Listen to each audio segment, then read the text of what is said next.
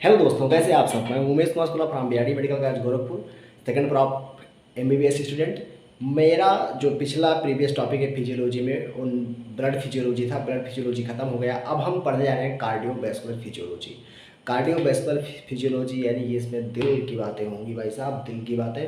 और दिल की बातें समझने के लिए कुछ बेसिक चीज़ें पता होनी चाहिए हमको, यानी कि प्रॉपर्टीज ऑफ कार्डियक मसल्स क्या है, इनके बारे में पता होना चाहिए। और साथ में पता होना चाहिए कि आइनोट्रॉपिक बैथमोट्रॉपिक इफेक्ट क्या है, आइनोट्रॉपिक इफेक्ट क्या है, और कई सारी और चीज़ें से फ्रैंक स्टार्लिंग लॉ क्या है हार्ट का, यह चीज़ें हमको पता होनी चाहिए। तो चलो जनरल हम वही चीज़ें पढ़ने जा रहे हैं। उसके बाद में हम शुरू करेंगे कार्डियक आउटपुट और कार्डियक साइकिल दुनिया भर की। बहुत ही यार दिल का बात होगा। चलो शुरू करते हैं। Organisation of the cardiovascular system. पहले हम देखेंगे कि ऑर्गेनाइजेशन कैसा है आखिर। तो ऑर्गेनाइजेशन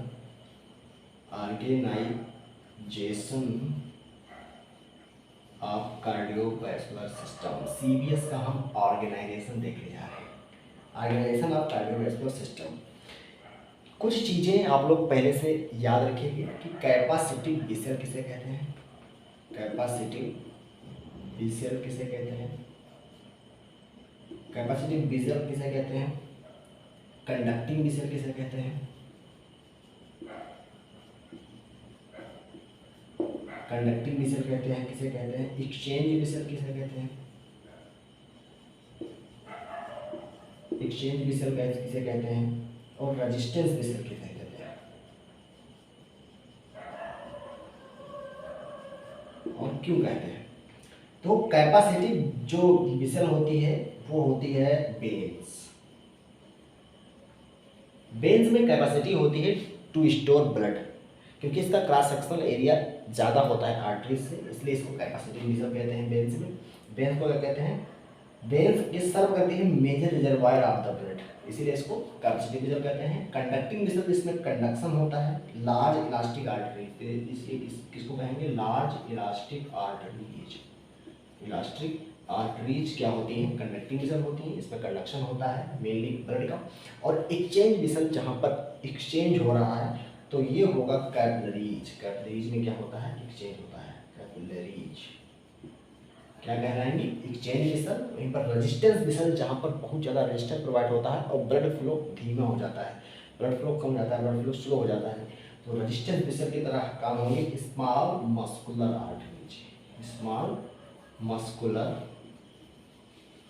आर्टरीज हमारा क्या कहलाती है, रेजिस्टेंस विशेल कहलाती है। तो ये कुछ जनरल चीज़ें हो गई। अब हम पल्मोनरी सर्कुलेशन और सिस्टेमिक सर्कुलेशन क्या है इसको हम पढ़ते हैं, और कितना परसेंट ब्लड किस में जाता है उसके बारे में हम बात करते हैं। तो ये हमारा भैया हार्ट है, कहाँ है हार्ट, डायग्रामेटिक बना, ज़्यादा ऊपर बना देंगे तो लंग कहाँ बनाएंगे, यहाँ सांस भी जरूरी है, ठीक है। ये हमारा क्या है, हार्ट। आपका भी हो सकता है, मेरा भी हो सकता है, जिसके बारे में आप सोच रहे हैं उनका भी हो सकता है, किसी का भी हो सकता है, ठीक है। अब आपको पता है कि एट्रियम से क्या ये होगा, हमारे भैया लंग भैया बैठे हैं यहाँ पे, ठीक है, लंग भैया बैठे हैं, लंग भैया, लंग भैया ऐसे बना दे रहे हैं आप इसके, ठीक है। लंग है, क्या है, लंग है। अब लंग में को पता है यहाँ से लंग से प्यूरिफाई होके ब्लड कहाँ पर आता है,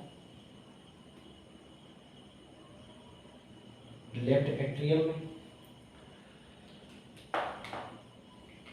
जो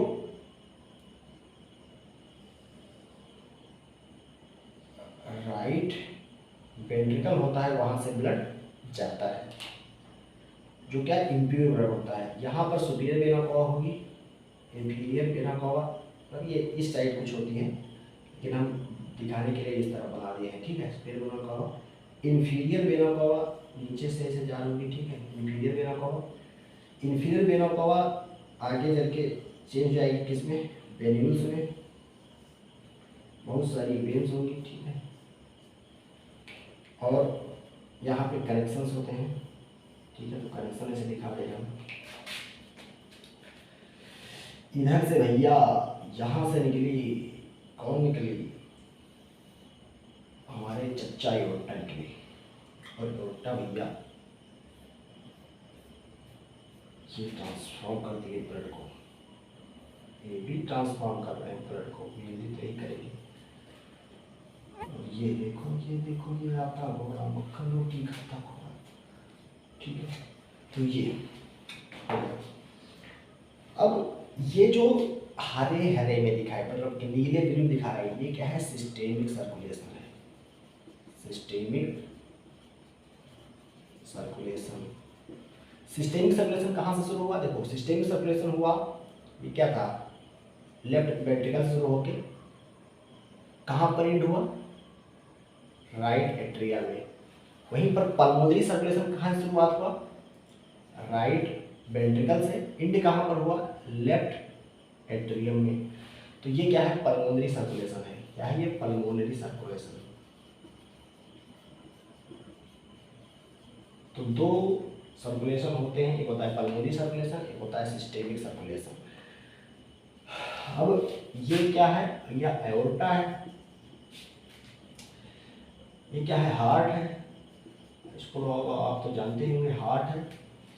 ये क्या है, आर्टरीज है, आगे लिखिए कैसे लिखूंगी, आर्टरीज में, आर्टरीज में, आर्ट्रियोल्स, ये क्या है, आर्ट्रियोल्स है, आर्टेरियोल्स, कैपिलरीज आगे चेंज हो गई, कैपिलरीज,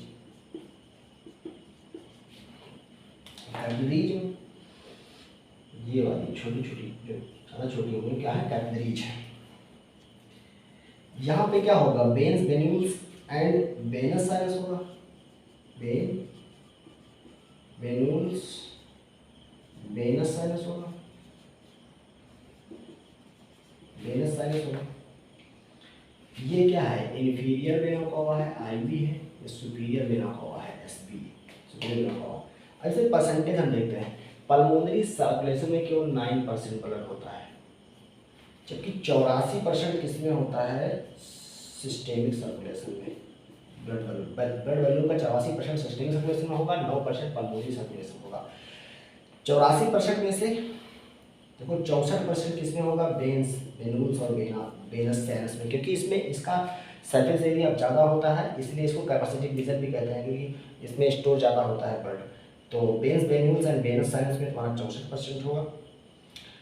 और जो आर्टरीज एंड कैपिलरीज होंगे, इसमें केवल 7% ब्लड फ्लो होगा, 7% ब्लड वॉल्यूम होगा। आर्टरीज में 13% वॉल्यूम होता है, हार्ट में तुम्हारे कितना होगा, 7% होगा, हार्ट में कितना होता है, 7% होता है।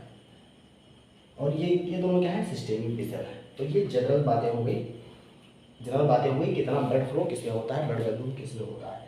अब हम बात करते हैं कुछ शायराना, और शुरू करते हैं वेलोसिटी और एरिया में रिलेशन देखते हैं। आप लोग वेलोसिटी का फार्मूला जानते होंगे, जो वेलोसिटी होता है वो होता है blood flow, volume of blood flow upon area, volume of blood flow upon area, volume of blood flow area. Velocity जो होता है directly proportional to force upon volume, या कह दो वॉल्यूम, वेलोसिटी बराबर volume of blood flow. F क्या है, volume of blood flow है, और ए क्या है, एरिया है, ए क्या है, एरिया है।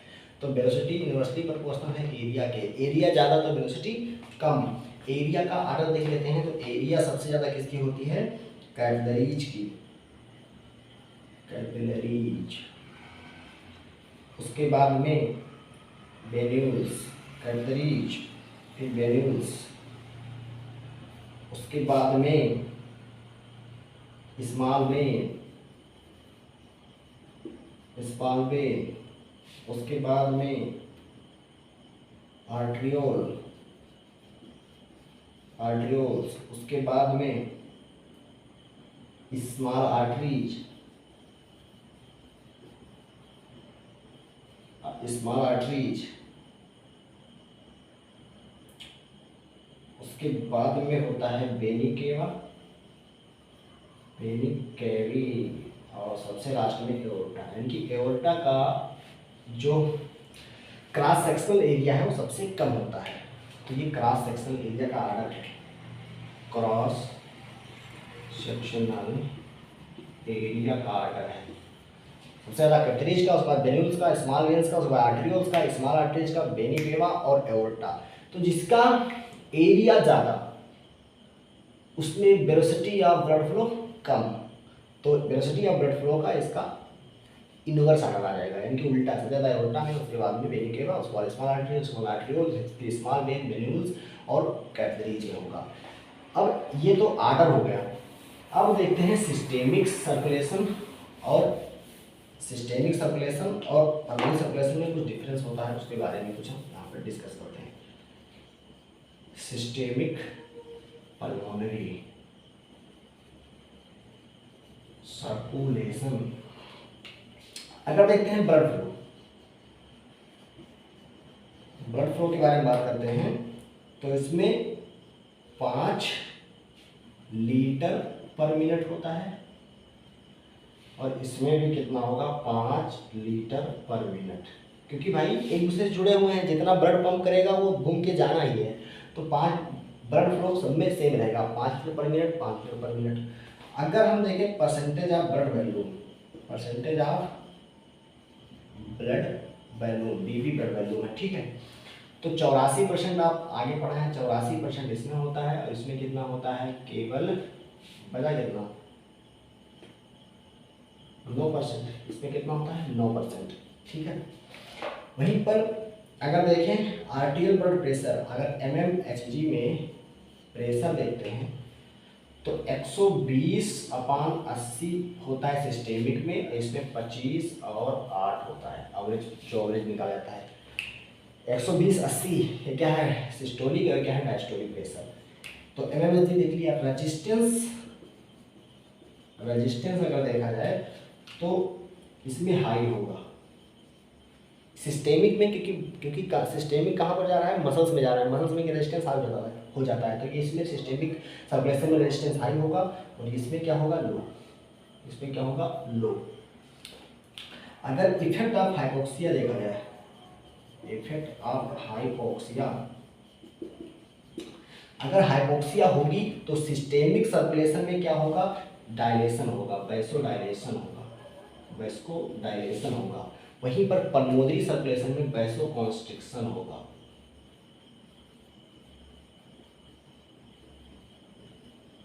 अब वैसोडायलेशन क्यों होता है, क्योंकि वैसोडायलेशन होने पर ब्लड फ्लो कम हो जाएगा, तो जो ऑर्गन्स है उनको ज़्यादा देर तक ब्लड मिलता रहेगा, ऑक्सीजन मिलती रहेगी, इसलिए सिस्टेमिक सर्कुलेशन में वैसोडायलेशन हो जाता है अगर हाइपोक्सिया हो जाती है, और पल्मोनरी में वैसोकॉन्स्ट्रिक्शन होता है।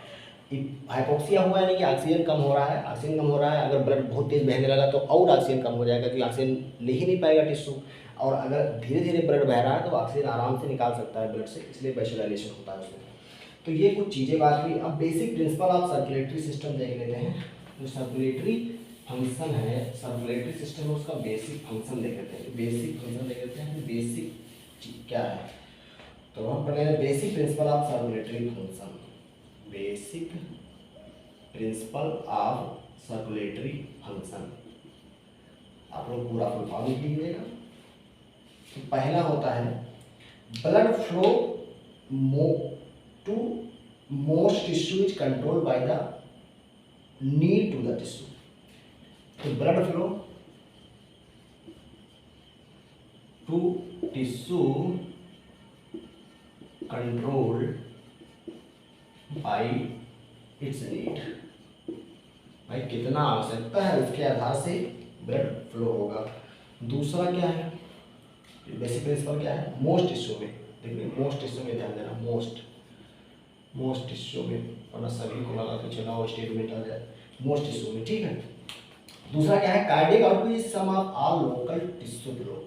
तो जो कार्डियक आउटपुट होता है वो सम होता है, is sum of all local tissue flow.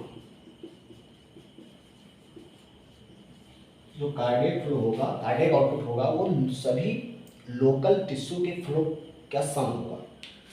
और तीसरा बेसिक प्रिंसिपल क्या है कि जो आर्टेरियल प्रेशर रेगुलेशन होगा वो जनरली इंडिपेंडेंट होगा लोकल ब्लड फ्लो कंट्रोल और कार्डियक आउटपुट कंट्रोल से। तो आर्टेरियल प्रेशर, जो आर्टरी का प्रेशर होगा उसका रेगुलेशन इंडिपेंडेंट जनरली क्या होगा, generally independent of either local blood flow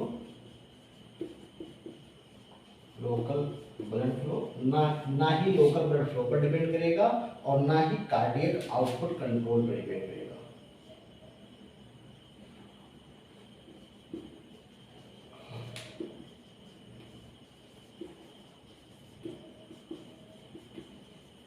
ये बेसिक प्रिंसिपल हो गए किसके, basic principle of circulatory function, ये बेसिक प्रिंसिपल हो गया। अब हम चलते हैं पढ़ने प्रॉपर्टीज ऑफ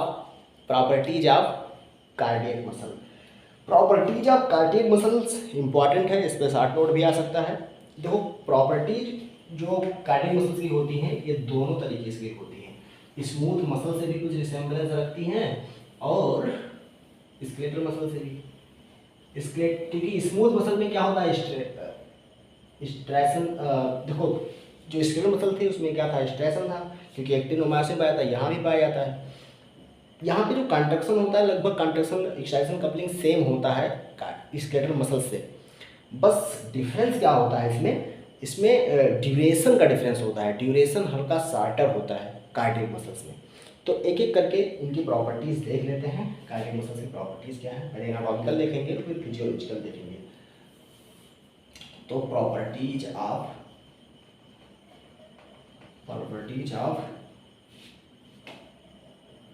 पहले प्रॉपर्टीज देखने के बाद में हम प्रेस देख लेते हैं कि कार्डियक मसल्स क्या होती हैं।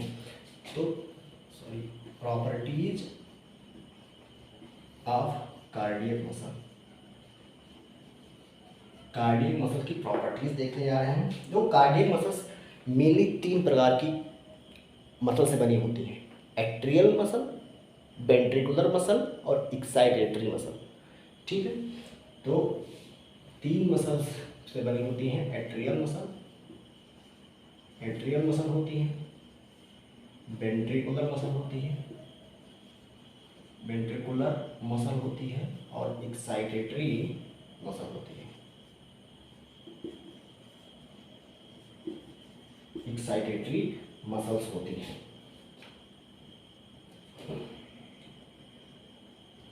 इसे कंडक्टिंग मसल फाइबर ही कहते हैं।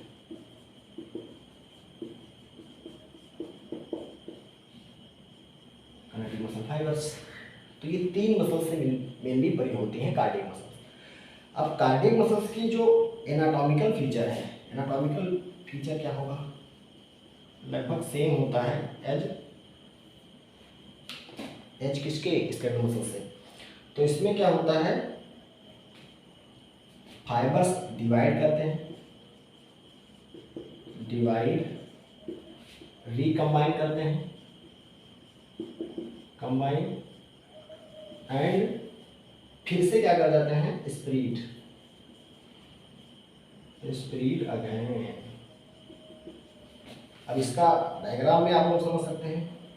साथ में क्या होता है, इसमें स्ट्रेसन होता है, इसमें क्या होता है, स्ट्रेसन होता है, स्ट्रेसन प्रेजेंट होता है, एक्टिन मायोसिन फिलामेंट होते हैं, मायोसिन फिलामेंट प्रेजेंट होते हैं। स्ट्रेसन क्यों होता है, क्योंकि एक्टिन मायोसिन फिलामेंट होते हैं और ये सेम होता है जैसे कि स्केलेटल मसल्स में होते हैं, लॉन्गिट्यूडनली अटैच होते हैं पैरेलल एक दूसरे के, और ये कंट्रक्शन में हेल्प करते हैं। अब इसका एक छोटा सा डायग्राम फाइबर डिवाइड इसका देख लेते हैं। तो पहले क्या होगा, देखो ये मान लो फाइबर है, ऐसे जा रहा है, 2 फाइबर आके देखो ये कंबाइन करिए और फिर से क्या कर रहे हैं, डिवाइड कर रहे हैं। तो ये कहना चाहता है पहले क्या कर रहे हैं, डिवाइड कर रहा है, रिकम्बाइन कर रहा है, उसके बाद स्पीड अगेन। और इसमें क्या होगा, इंटरकैलेटेड डिस्क होती है, बहुत मेन चीज़ होती है, इंटरकैलेटेड डिस्क होती है।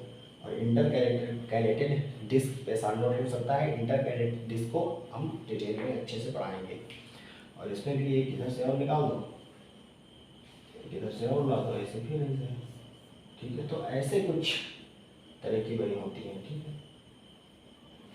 तो मसल्स जो होती हैं पहले फाइबर डिवाइड करते हैं, रिकम्बाइन करते हैं और स्पीड अगेन करते हैं। इस प्रकार की एनाटॉमी होती है। स्टेशन प्रेजेंट होता है, एक्टिन मायोसिन फिलामेंट पैरेलल में होते हैं एक दूसरे के। तो ये एनाटॉमिकल फीचर हो गया। अब हम जो इम्पॉर्टेंट है वो फिजियोलॉजिकल फीचर। तो हम फिजियोलॉजिकल फीचर को क्या करेंगे, अच्छे से पढ़ेंगे पॉइंट वाइज करके।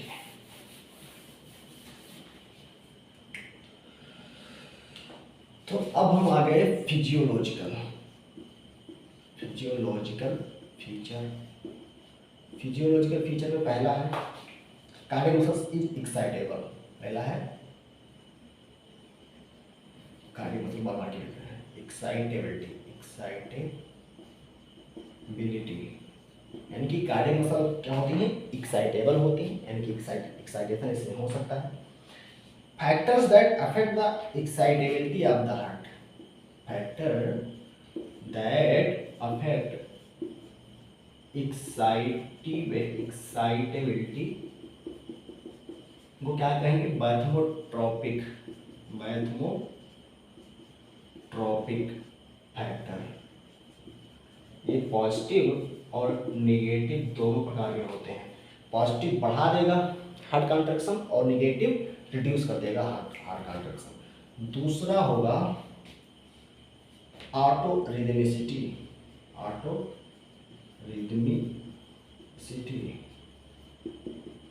रिदमिसिटी जनरेट करने की क्षमता होती है कार्डियक मसल्स में। इसमें क्या होगा, ऑटो रिदमिसिटी जनरेट करने की क्षमता होती है। तीसरा पॉइंट क्या है कि कार्डियक मसल इज कंट्रैक्टाइल होती है। कंट्रैक्टाइल तो होगी ही भाई, कंट्रैक्टाइल नहीं होगी तो हार्ट कैसे कंट्रैक्ट करेगा। अगर जो कंट्रैक्टाइल प्रॉपर्टी को शो करता है उसको आइनोट्रॉपिक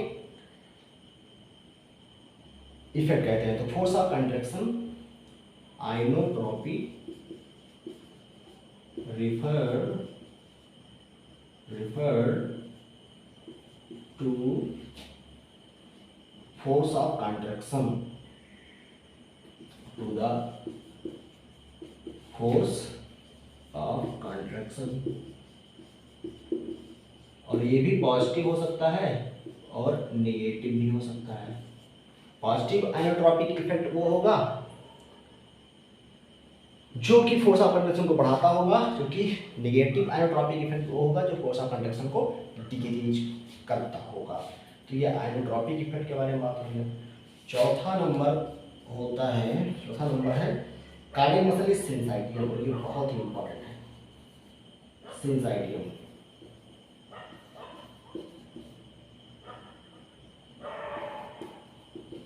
सिंसाइटियम का मतलब होता है कि एक ही पेस से पूरी मसल्स का कॉन्ट्रैक्ट करना। और सिंसाइटियम का ही कारण होता है जो एट्रिया, जो सिंसाइटियम होता है हार्ट में दो तरीका होता है, एट्रियल सिंसाइटियम और वेंट्रिकुलर सिंसाइटियम। और एट्रियल सिंसाइटियम और वेंट्रिकुलर सिंसाइटियम के अलग होने के कारण ही एट्रिया और वेंट्रिकल डिफरेंट ड्यूरेशन के लिए कॉन्ट्रैक्ट करते हैं। और यही मेंटेन करता है कि जब कॉन्ट्रैक्शन हो रहा हो वेंट्रिकल में, उससे शॉर्टर ड्यूरेशन में पहले हो जाए कॉन्ट्रैक्शन किसका, एट्रिया का, और ब्लड पूरा एट्रिया से वेंट्रिकल में चला जाए। ये मेन रोल प्ले करता है सिंसाइटियम इसमें। तो सिंसाइटियम, क्योंकि एट्रिया और वेंट्रिकल का सिंसाइटियम अलग होता है, तो है सिंसाइटियम। सिंसाइटियम का जो रोल होता है इसको करवाता कौन है, इंटरकैलेटेड डिस्क। तो हम अब पढ़ने वाले हैं इंटरकैलेटेड डिस्क के बारे में, देखेंगे किससे बनी होती है और कौन कौन सी प्रोटीन है इसमें, कैक्सिन प्रोटीन क्या है और कैडरिन प्रोटीन क्या है, ठीक है।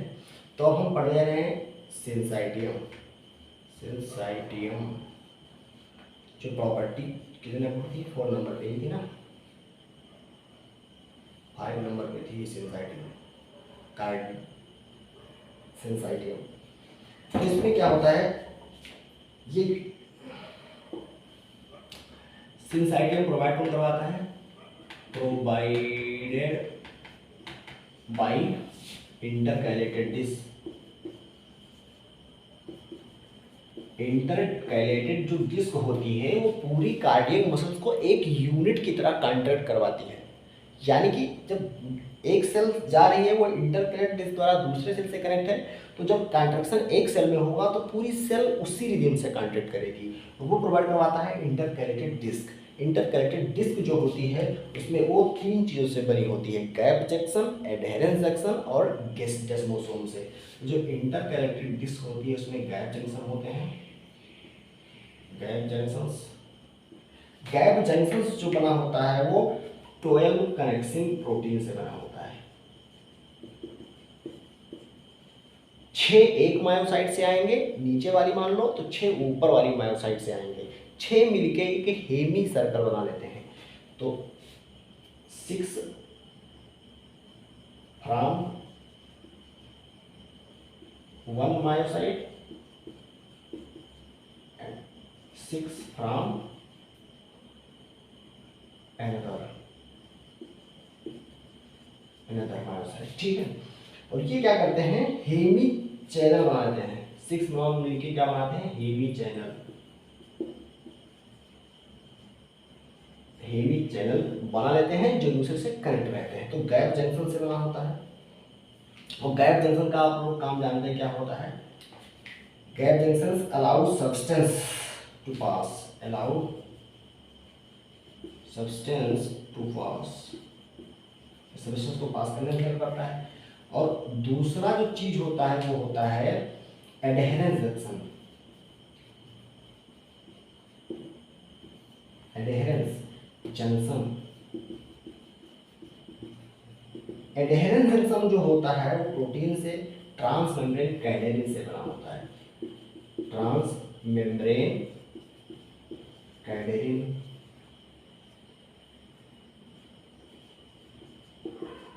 इसमें ट्रांसमेम्ब्रेन कैडेरिन प्रोटीन्स होते हैं और ये काम क्या करते हैं, और साथ में साइटोसोलिक कैडेरिन होता है, साइटोसोलिक कैडेरिन। इसमें 2 प्रोटीन होती है, ट्रांसमेम्ब्रेन कैडेरिन और साइटोसोलिक कैडेरिन, और ये तुम्हारा काम करते हैं, ये कंट्रैक्टाइल अपरेटस की तरह काम करवाते हैं।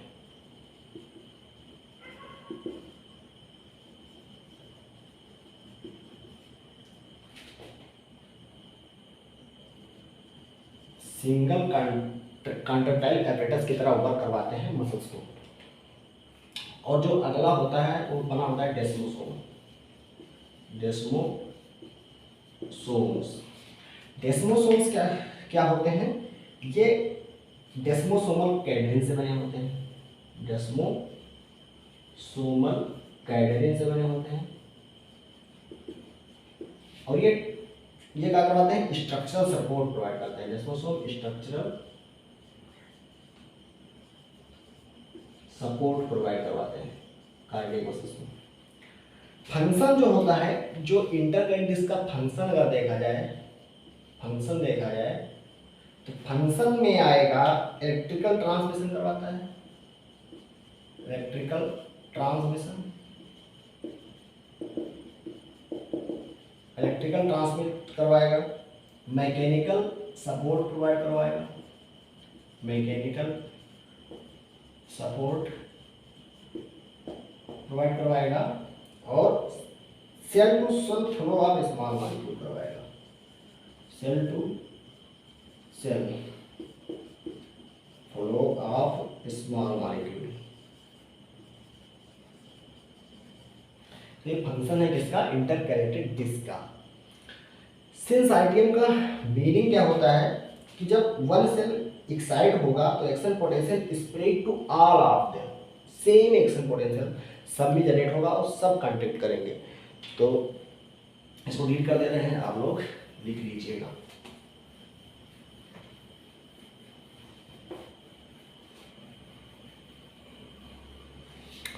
सिंसाइटियम का मतलब क्या होता है?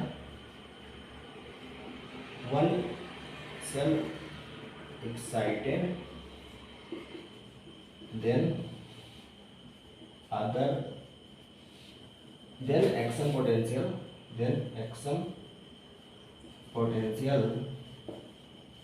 transmitted in whole cell और वो भी कंटेक्ट कर जाएंगे उसी पेज से। तो ये होता है सिंसाइटियम। अब दो प्रकार का सिंसाइटियम होता है, एट्रियल सिंसाइटियम और वेंट्रिकुलर सिंसाइटियम। एट्रियल सिंसाइटियम वेंट्रिकुलर सिंसाइटियम से थोड़ा डिफरेंट होता है। क्या होता है? डिफरेंट होता है। ये क्या करता है? Allow atria to contract shortly ahead to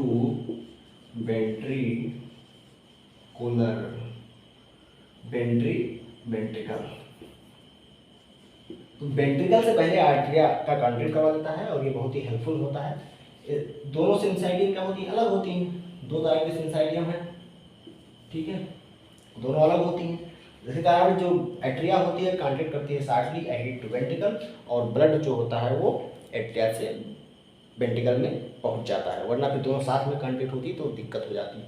इसलिए दोनों अलग अलग कॉन्ट्रैक्ट होती हैं, इसलिए ये किसके द्वारा होता है? सिंसाइटियम के द्वारा होता है, ठीक है। तो ये बात हुआ सिंसाइटियम का। अगला जो कैरेक्टर है 6 नंबर पे वो है the all or none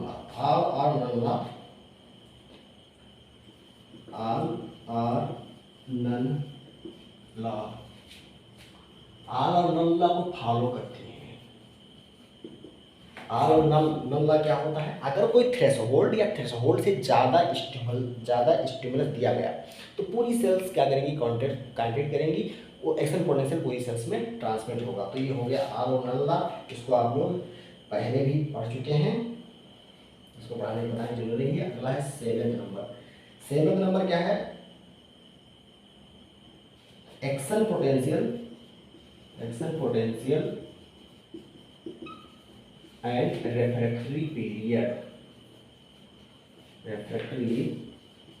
period is prolonged. जो एक्शन पोटेंशियल और रेफ्रैक्टरी पीरियड होता है प्रोलॉन्ग्ड होता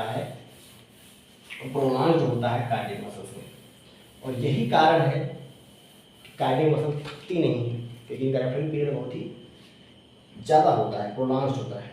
तो इसको समझने के लिए हम ग्राफ के मदद से कुछ चीज़ें ड्रा करते हैं और समझते हैं। तो चलो देखो, ये ग्राफ बना रहे हैं, भैया इतने बड़े ग्राफ नहीं है, लेकिन चलो कोशिश करते हैं कि बन जाए। बस क्यों दिखाने की कोशिश करेंगे कि कैसे होता है, बस ऐसे मान लीजिए है, ठीक है। ये ऊपर किसका है?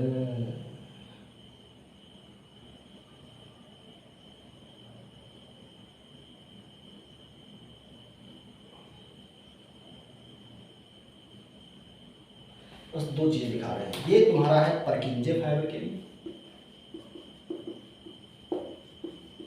ऊपर वाला परकिंजे फाइबर, और नीचे वाला है तुम्हारा वेंट्रिकुलर मसल के लिए, मसल के लिए। किसके बीच में ग्राफ है? मिली वोल्ट्स वर्सेस सेकेंड्स में ग्राफ की जगह। इससे आप पाएंगे, देखो ये होता है डीपोलराइजेशन फेज, प्लेटिव फेज, और ये रीपोलराइजेशन फेज। इसको लिख नहीं रहे हैं आप लोग क्योंकि आगे और अच्छे से पढ़ाएंगे इसको। तो ये होता है डीपोलराइजेशन, प्लेटिव और रीपोलराइजेशन फेज। जो डीपोलराइजेशन फेज है, इससे प्लेटिव फेज का टाइम देखो बहुत ज़्यादा है, ठीक है। तो प्लेटिव फेज का टाइम डीपोलराइजेशन और रीपोलराइजेशन से ज़्यादा होता है। ये चीज़ यहाँ पर समझाने के लिए था। ऐसे ही अगर force of contraction versus second में ग्राफ खींच सकते हैं। लेकिन उसको समझने से पहले हम ये पता करते हैं कि नॉर्मल रेफ्रेक्टिव पीरियड वेंट्रिकल और एट्रियम का क्या होता है। तो normal refractive period of ventricle और एट्रियम, जो वेंट्रिकल का नॉर्मल रेफ्रेक्टिव पीरियड होता है वो होता है 0.25 सेकेंड टू 0.30 सेकेंड। कितना होता है? 0.25 टू 0.30 सेकेंड तक होता है। लेकिन वही एट्रिया का जो नॉर्मल रेफ्रेक्टिव पीरियड होता है वो 0.15 सेकेंड होता है। कितना होता है? 0.15 सेकेंड, लगभग 1/2 कम है रेफ्रेक्टिव पीरियड। ठीक है, वहीं पर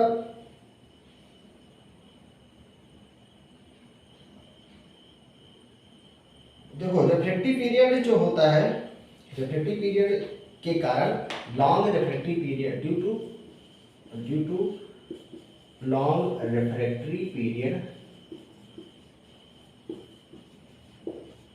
कार्डियक मसल नॉट फेटिग, और रेफ्रेक्टरी पीरियड एक्शन पोटेंशियल ज़्यादा होने के कारण दूसरा एक्शन पोटेंशियल उस ड्यूरेशन के दौरान जनरेट भी नहीं होता है। तो ये भी फायदा होता है कि रेफ्रेक्टिव पीरियड लॉन्ग होने के कारण दूसरा एक्शन पोटेंशियल जनरेट नहीं हो पाता है। ये सब आगे भी पढ़ाएंगे जब एक्शन पोटेंशियल पढ़ाएंगे डिटेल में। ठीक है, बस केवल यहाँ पर जनरल चीज़ें आपको समझाना है।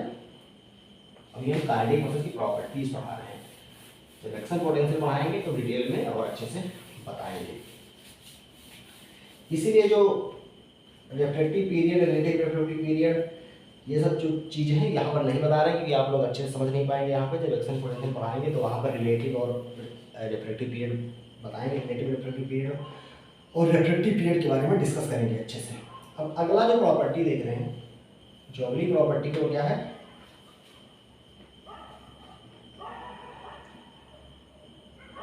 Cardiac muscle requires calcium in extracellular fluid to contract. भाई इसमें कौन सी नई बात है? स्केलेटल मसल भी तो करती थी, ट्रांसवर्स ट्यूब्यूल था, उसके अंतर्गत जाता था, राइनोडिन रिसेप्टर होते थे। राइनोडिन रिसेप्टर्स एक्सट्रैक्शन कॉन्ट्रैक्शन कपलिंग जो पढ़ाया था तो याद करो, वो सेम यहाँ पर होगा। तो राइनोडिन रिसेप्टर्स होगा, सार्कोप्लाज्मिक रेटिकुलम से कैल्शियम आयन रिलीज होंगे। जब कॉन्ट्रैक्शन हो जाएगा उसके बाद में रिलैक्सेशन जब होगा फिर कैल्शियम आयन तुम्हारा सार्कोप्लाज्मिक रेटिकुलम में फेंक दिए जाएंगे और जो कुछ कैल्शियम और बचेगा वो तुम्हारा सेल से बाहर, मसल से बाहर निकल जाएगा। और सोडियम पोटेशियम पंप भी यहाँ होता था। ये सब चीज़ें पहले ही बता चुका हूँ एक्साइटेशन कॉन्ट्रैक्शन कपलिंग में, आप वीडियो जाके देख सकते हैं।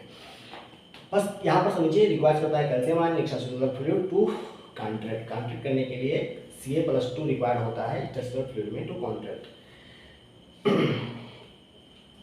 अगला जो प्रॉपर्टी है वो क्या है? नाइन्थ प्रॉपर्टी क्या है? हम डिटेल में नहीं पढ़ा रहे हैं क्योंकि पढ़ा चुके हैं एक्साइटेशन कॉन्ट्रैक्शन कपलिंग, वहाँ पे आप जाके देख लीजिए। केवल एक चीज़ का डिफरेंस होता है इसमें जो सार्कोप्लाज्मिक रेटिकुलम में बाहर जाते हैं साथ में मसल से भी बाहर निकल जाते हैं कैल्शियम, बस ये डिफरेंट होता है। और कुछ डिफरेंट नहीं होता, सेम होता है। आप एक्साइटेशन कॉन्ट्रैक्शन कपलिंग देख सकते हैं, वो सेम होता है। जैसा स्केलेटल मसल में होता है वैसा कार्डियक मसल्स में होता है। अब कार्डियक मसल जो contraction is dependent on the initial length of the muscle fibre. Contraction dependent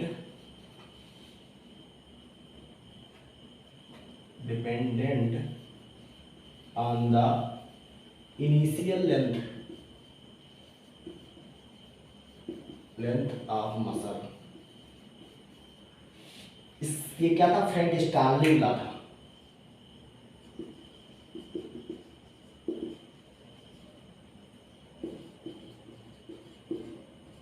Frank Starling law, construction of cardiac muscle dependent on the initial length of the muscles, यानी कि directly proportional था up to physiological limit. लेकिन यहाँ पे कुछ चीज़ें और समझनी होगी, जैसे कि प्री लोड और आफ्टर लोड क्या होता है। प्री लोड और आफ्टर लोड यहाँ पर नया है और सब चीज़ें सेम है जैसे कि स्केलेटल मसल्स में पढ़ाया था। तो प्री लोड और आफ्टर लोड को समझने के लिए क्या कहते हैं? The degree of tension, the degree of tension, the degree of tension on the muscle, on the muscle when it begin to contract, begins to contract, it begins to contract called preload। तो preload किसे कहेंगे? Preload किसे कहते हैं? वो degree of tension जब muscle contract करना start की तब जितना डिग्री ऑफ टेंशन लग रहा है उसे कहेंगे प्रीलोड, उसे क्या कहेंगे? प्रीलोड कहेंगे। वहीं पर जब मसल्स में कॉन्ट्रैक्शन हो गया और किसी के अपोज में कॉन्ट्रैक्शन करना है तो वो कहलाता है आफ्टर लोड। तो प्रीलोड, उसके बाद में आफ्टर लोड क्या होता है? Load against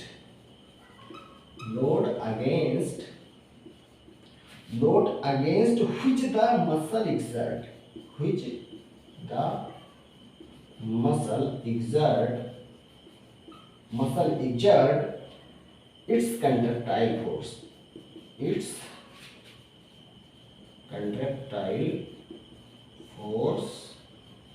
is called after load। तो आफ्टर लोड क्या है? लोड अगेंस्ट, वो लोड जिसके विपक्ष में मसल एग्जर्ट कर रही है कंट्रैक्टाइल फोर्स, वो क्या कहलाएगा? आफ्टर लोड कहलाएगा। क्या कहलाएगा? After load. जो प्रीलोड को इन डायस्टोलिक प्रेशर भी कहते हैं। क्या कहते हैं? इन डायस्टोलिक प्रेशर। प्रीलोड इन डायस्टोलिक प्रेशर भी कहलाता है। तो ध्यान देना, अगर प्रीलोड बढ़ेगा तो इन डायस्टोलिक प्रेशर भी बढ़ेगा, यानी कि फोर्स ऑफ कंट्रैक्शन भी बढ़ेगा। तो प्रीलोड अगर बढ़ेगा तो इन डायस्टोलिक वॉल्यूम भी बढ़ेगा, फोर्स ऑफ कंट्रैक्शन भी बढ़ेगा। ये चीज बता दे रहा हूं आप। और इसी को कहते हैं Frank Starling law of heart. Frank Starling law of heart कहते हैं इसको समझ लेते हैं एक ग्राफ से, छोटे से, जो कि गाइटन और हल्ला में दिया हुआ है। वो हल्ला बताता है, गाइटन हल्ला। तो ये फोर्स ऑफ कॉन्ट्रैक्शन है और ये क्या है? Length, initial length of muscle fibre, length है, ठीक है। Length of muscle in diastolic volume भी कह सकते हैं। लेंथ ऑफ मसल कहाँ क्या है? इन डायस्टोलिक वॉल्यूम। डायस्टोल के बाद में कितना वॉल्यूम बढ़ रहा है? तो इन डायस्टोलिक वॉल्यूम, इन डायस्टोलिक। अब देखो, इन डायस्टोलिक प्रेशर जितना ज़्यादा होगा इन डायस्टोलिक वॉल्यूम उतना ही कम होगा, क्योंकि वॉल्यूम और प्रेशर एक दूसरे के इनवर्सली प्रोपोर्शनल होते हैं। अब लेंथ ऑफ मसल्स को क्या कहा गया? इन डायस्टोलिक वॉल्यूम। और फोर्स ऑफ कॉन्ट्रैक्शन को क्या कहा गया? प्रीलोड, इन डायस्टोलिक प्रेशर कहा गया। तो इसमें ग्राफ हम खींचे हैं, इसमें क्या होगा? देखो, पहले क्या था? ऐसे था। अब प्रीलोड क्या होगा? जब बेगिन हुआ तो हमको कॉन्ट्रैक्ट जितना फोर्स देना पड़ेगा, टेंशन देना पड़ेगा, उसे कहेंगे प्रीलोड। तो प्रीलोड हो गया ये क्या होगा? पॉजिटिव आइनोट्रॉपिक इफेक्ट है।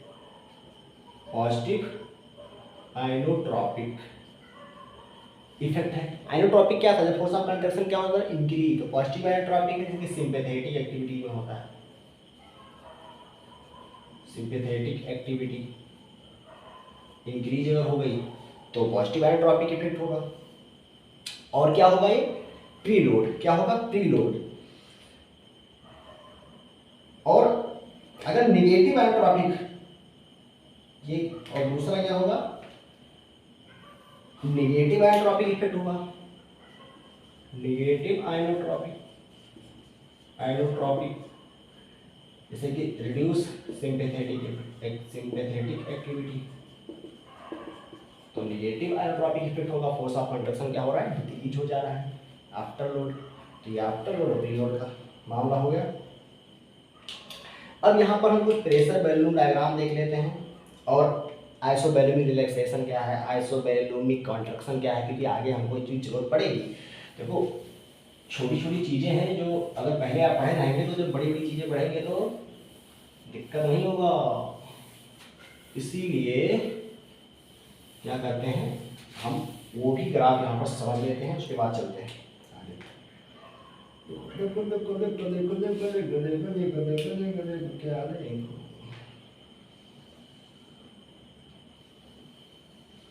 ये ग्राफ खींच रहे हैं हम, left ventricular pressure, left ventricular pressure और लेफ्ट वेंट्रिकुलर बैलून में, ठीक है, ये लीटर में रहेगा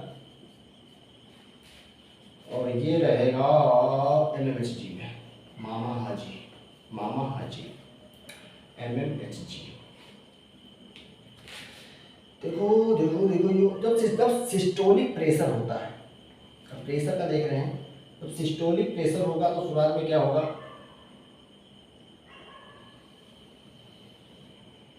ये क्या हुआ, सिस्टोलिक प्रेशर हुआ। तो ये क्या है, सिस्टोलिक प्रेशर। सिस्टोलिक प्रेशर जब पड़ा तो जो लेफ्ट वेंट्रिकुलर प्रेशर था वो क्या हो रहा है, इंक्रीज हो रहा है। तो बैलून भी देखो, लेफ्ट वेंट्रिकुलर बैलून लीटर में देखो ये बढ़ता जा रहा है, बढ़ता जा रहा है। अब डायस्टोलिक प्रेशर आया, डायस्टोलिक प्रेशर आया तो ये क्या कर रहा है, वापस लौट रहा है, वापस लौट रहा है, वापस लौट रहा है, ठीक है, और बैलून वापस आ गया। इसे कहेंगे डायस्टोलिक प्रेशर,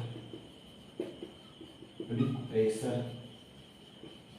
तो ये ग्राफ आगे चल के इम्पॉर्टेंट है समझने के लिए, इसलिए यहाँ पर अच्छे से समझ लो। डायस्टोलिक प्रेशर, सिस्टोलिक प्रेशर, क्यों नाम याद हो जाएगा ना, दिमाग में रहेगा कि हाँ ऐसा कुछ पढ़ा था। अब इसमें क्या होता है, देखो अगर ऐसे चले तो क्या होगा, बैलून क्या रहेगा, कांस्टेंट।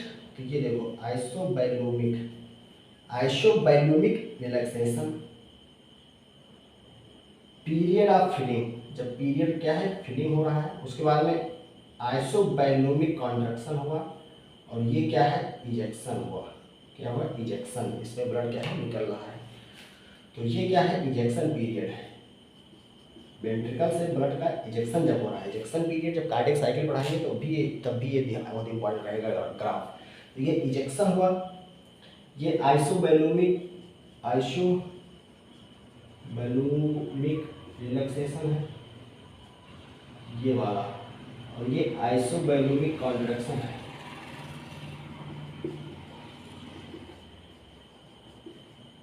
अब कॉन्ट्रैक्शन कैसे समझ रहे हो, देखो कॉन्ट्रैक्शन